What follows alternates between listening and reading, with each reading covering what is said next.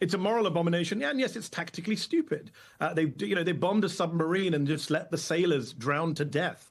Going again, even the Nazis didn't do that during World War II. Apparently, even the Nazis collected people from the water. This is insane rhetoric, insane behavior from people who don't give a damn. Donald Trump has never given a damn about Iranian lives. I see people in the diaspora cheering on this war, and I feel bad for them because Donald Trump screws over everyone, and he's going to screw over the Iranian people as well. He's a guy who has deported Iranians back to that government to be tortured or oppressed. He doesn't care about the Iranian people. We're seeing that with this war. You cannot bring, I thought we learned this, Chris, decades ago. You don't liberate people at the barrel of a gun with bombs. This is absurd. We learned nothing from Iraq or Afghanistan. And all we seem to have learned is from Gaza. And that is Israel has learned that you can bomb hospitals and schools with impunity and no one's going to stop you. And the Israeli playbook is definitely that. I mean, the Americans are only half-heartedly into this war. The Israelis are really into this war. You may have seen, Chris, the former Israeli intelligence official who said this week, you know what? Israel doesn't care if there's a coup. Israel doesn't care if there are protests. Israel doesn't care if there's a civil war. Israel doesn't care about the future of the Iranian people. And that's, at least he told the truth there.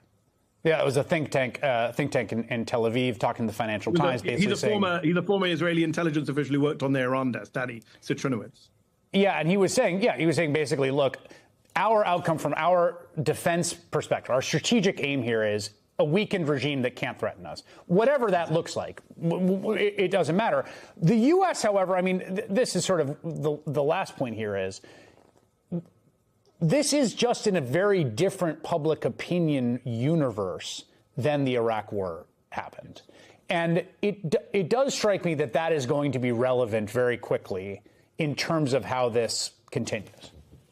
I saw someone point out today, Chris, that the polling in support of this war is as unpopular on day 6 as the Iraq war was in 2014, right? It took years for the Iraq war to become really, really unpopular. And George Bush left office, in a very unpopular way.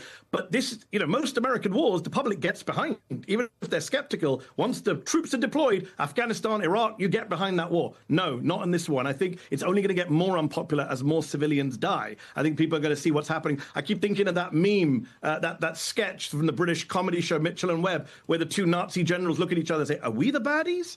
And I think at some point we're going to have to ask ourselves, we're the ones killing Iranian civilians? I thought we were going to protect the Iranian civilians. Why are we bombing schools and hospitals and residential buildings? Why are we helping Israel flatten Tehran while they also, by the way, flatten Beirut? How is this making us safer? And how is this moral? I don't think most Americans want this.